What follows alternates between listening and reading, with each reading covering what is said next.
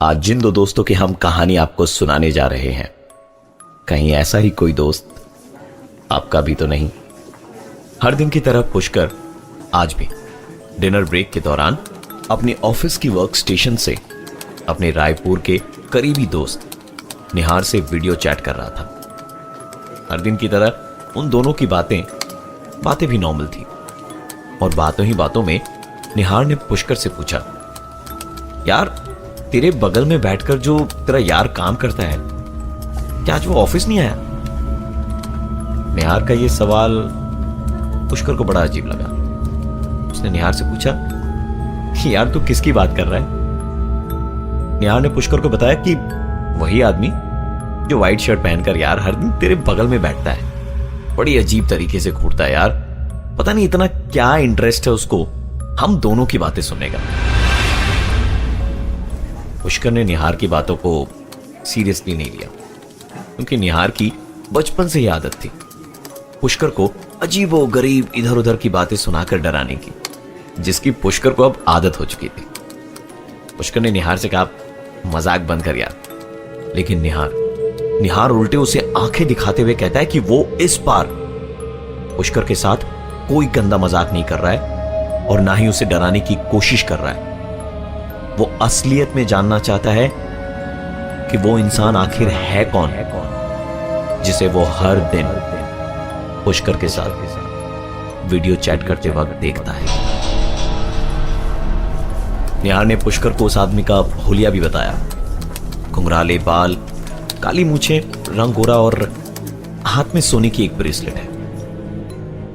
पुष्कर ने भूत प्रेत की कहानियां बहुत सुनी थी और यह भी सुना था कि आत्माएं हमारे आस पास भटकती हैं, लेकिन हम शायद उन्हें देख नहीं पाते। पुष्कर जहां बैठता था उसके अगल बगल सिर्फ लड़कियां ही बैठती थी, और अगर निहार के बताए हुए हुलिये की बात करें तो घुंघराले बालों वाला शायद ही कोई पुष्कर के ऑफिस में काम करता था। तो निहार किसकी बात कर रहा था? पुष्कर निहार से बात कर ही रहा था कि अचानक एक जोरदार आवाज ने उसका ध्यान खींच लिया। कमरे की सारी बत्तियां गुल हो गई थी। पुष्कर ने कहा, निहार तू यहीं रुक, मैं 2 मिनट में वापस आया। बाहर जाने पर पता चला कि ट्रांसफार्मर में आग लगने से सारे इलाके की बत्ती गुल हो गई है। पुष्कर का कंप्यूटर यूपीएस की बदौलत अभी भी चल रहा था। वो जब वापस अंदर गया तो यह देखकर हैरान था कि निहार किसी से हंस कर बात कर रहा था। पुष्कर ने कहा कि तू पागल हो गया क्या? किससे बातें कर रहा था? निहार ने बताया कि वो उसी आदमी से बात कर रहा था जिसका जिक्र उसने अभी थोड़ी देर पहले किया था। पुष्कर ने अपने अगल बगल देखा पर उसे कोई नजर नहीं आया। उसने कहा, यार मजाक बंद कर निहार। पर निहार ने एक बार फिर कहा कि वो कोई मजाक नहीं कर रहा, और वो आदमी जिससे निहार बातें कर रहा था वो इस वक्त पुष्कर के ठीक पीछे खड़ा है। इतना कहने के साथ ही पुष्कर का कंप्यूटर, जो अब तक यूपीएस की बदौलत चल रहा था, वो भी बंद हो गया। पुष्कर की हिम्मत नहीं हो पा रही थी कि वो अपने पीछे घूमकर देखे। पूरे कमरे में शांति थी। तभी उस शांति को भंग करते हुए पुष्कर का फोन बजा। पुष्कर की धड़कनें तेज हो गई थी बस एक फोन रिंग से। शायद जिंदगी में पहली बार एक फोन रिंग से वो इतना डरा होगा। फोन निहार का ही था, लेकिन पुष्कर ने फोन डिस्कनेक्ट कर दिया। एक बार फिर कमरे में पहले जैसे ही शांति छा गई। लेकिन ठीक 10 से 15 सेकंड के बाद पुष्कर का फोन बजा। जो लगातार बजता ही रहा। अंततः परेशान होकर पुष्कर ने फोन उठा ही लिया। निहार ने कहा, यार तू चुपचाप मॉनिटर के सामने क्यों बैठा है, बात क्यों नहीं कर रहा? लगता है तू मुझे देख सुन नहीं पा रहा है। पुष्कर ने कहा, क्या बकवास की बात कर रहा है, मेरा कंप्यूटर बंद पड़ा है। सुनकर निहार ने कहा, ठीक से चेक कर, क्योंकि मैं तो तुझे देख पा रहा हूं। पुष्कर ने बताया कि कंप्यूटर तो बंद पड़ा है, ना बत्ती है, ना ही यूपीएस में बैटरी बैक। तू मुझे देखेगा कैसे भाई? निहार की हंसी छूट पड़ी। तो उसने कहा, बड़ा आया हीरो बनने। मुझे मालूम है बॉस, अंदर ही अंदर तेरी हालत बहुत खराब हो चुकी है। पुष्कर का कमजोर दिल सही मायनों अंदर तक सहम गया था जब उसे पता चला कि वीडियो चैट के दौरान उसके रायपुर में रहने वाले दोस्त निहार को हर दिन पुष्कर के बगल में एक ऐसा इंसान दिखाई देता है जो हकीकत में है ही नहीं। उस दिन पुष्कर और अपनी ऑफिस में काम नहीं कर पाया। हर रोज की तरह ना ही अपने दोस्तों से मिला और ना ही किसी ढाबे पर बैठकर गप्पे मारी। गुड़गांव की कड़कती ठंड में उसके पसीने छूट रहे थे। वो इस कश्मकश वाली परिस्थिति में रायपुर अपनी मां को फोन लगाता है, किंतु किसी कारणवश उसके फोन का उसे कोई जवाब नहीं मिला। निहार की बताई हुई बातें और इस इंसान का हुलिया याद कर सारी रात पुष्कर की आंखों से नींद गायब थी। उसका डर उस पर हावी हो चुका था। किसी तरह आज की यह भयानक रात गुजरी और सुबह जब उसकी आंख खुली तो उसने पाया कि कल रात वो सोफे पर ही लेट गया था और उसके हाथ में लोहे का एक सामान था। उसे बचपन में मां की कही हुई बात याद आ गई। पुष्कर की मां कहा करती थी कि जब भी कभी कोई डर या भय सताए तो हाथ में लोहे का कोई सामान ले लो। शायद बीती रात पुष्कर इतना ही डर गया था कि उसने लोहे का कोई सामान लिया, लेकिन उसे यह बिल्कुल भी याद नहीं कब, कहां और कैसे।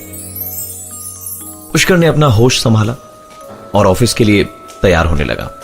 आज ऑफिस पहुंचने में उसे थोड़ी लेट होने वाली थी क्योंकि आंख खुलते खुलते काफी समय निकल गया था। अपने ऑफिस के लिफ्ट में भीड़ होने के बावजूद पुष्कर को एक अजीब सा डर लग रहा था। उसे बड़ी घुटन महसूस हो रही थी और ऐसा लग रहा था जैसे कोई बार बार उसके कान के पास आकर उसका नाम ले रहा हो। एक ठंडी हवा को वो अपने कंधे पर महसूस कर रहा था, मानो कोई जानबूझकर अपनी सांसें उसके कंधे पर छोड़ रहा हो, जबकि पुष्कर लिफ्ट की दीवार से एकदम कोने में सट के खड़ा था। सोते जागते उठते बैठते पुष्कर को अजीबो गरीब आवाजें सुनाई देती, मानो कोई उसे बुला रहा हो। रात को अचानक उसे अपने घर में ऐसी आवाजें सुनाई देती जैसे कोई किचन में काम कर रहा हो। फ्रिज का दरवाजा खुला पड़ा था और जिन बोतलों में उसने पानी भरकर रखी थी वो आधी खाली पड़ी थी। रात करीबन 2 बजे पुष्कर के फ्लैट की डोरबेल बजी। उसने आधी नींद में ही उठकर हिम्मत जुटाई और दरवाजा खोला, परंतु वहां कोई भी नहीं था। उसे लगा कि शायद उसके ही सुनने में गलती हुई होगी। दरवाजा बंद कर जैसे ही पुष्कर पलटा कि एक बार फिर पुष्कर ने आई होल से देखा तो उसे अपनी आंखों पर विश्वास नहीं हो रहा था। दरवाजे के उस पार उसका दोस्त निहार खड़ा था। पुष्कर आई होल से उसे देखे ही जा रहा था कि तभी निहार ने दरवाजे पर हाथ से जोरदार प्रहार किया। हड़बड़ी में पुष्कर ने दरवाजा खोला। सामने निहार खड़ा था, जिसकी हंसी का ठिकाना नहीं था, क्योंकि एक बार फिर पुष्कर उसके मजाक का शिकार बन गया था। निहार और पुष्कर रात को जगकर बात कर रहे थे, पर थकान इतनी ज्यादा थी कि कुछ ही देर में गहरी नींद में सो गए। करीबन 15 मिनट के बाद निहार की नींद एक अजीब सी आवाज से टूटी। निहार ने पुष्कर को नींद से उठाया और दोनों दबे पांव किचन की ओर गए। फ्रिज का दरवाजा खुला था और पानी की भरी हुई बोतलें आधी खाली पड़ी थी।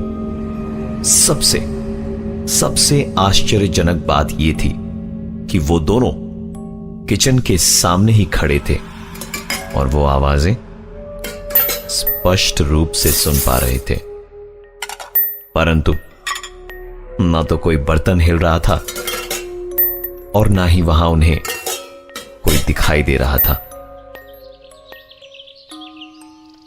सुबह की पहली किरण के साथ वो दोनों वहां से ट्रेन पकड़कर रायपुर के लिए रवाना हो गए। दोनों रायपुर स्टेशन पर रिक्शे की खोज में थे।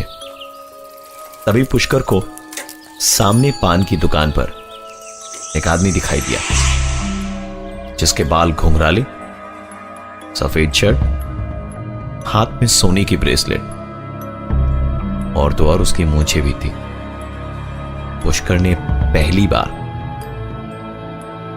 उस आदमी को साक्षात अपने सामने देखा था, जो निहार को रोज वीडियो चैट के समय दिखाई देता था। वो आदमी पुष्कर को देखकर अजीब तरीके से हंसे जा रहा था। पुष्कर ने कहा, निहार यही है ना वो आदमी जो तुम्हें रोज वीडियो चैट के समय दिखाई देता था? निहार ने कहा, तुझे अभी भी याद है वो आदमी? वो तो मैं मजाक में यूं ही कहा करता था। कई बार कुछ झूठ इतने बड़े होते हैं कि वो हकीकत को छोटा कर देते हैं।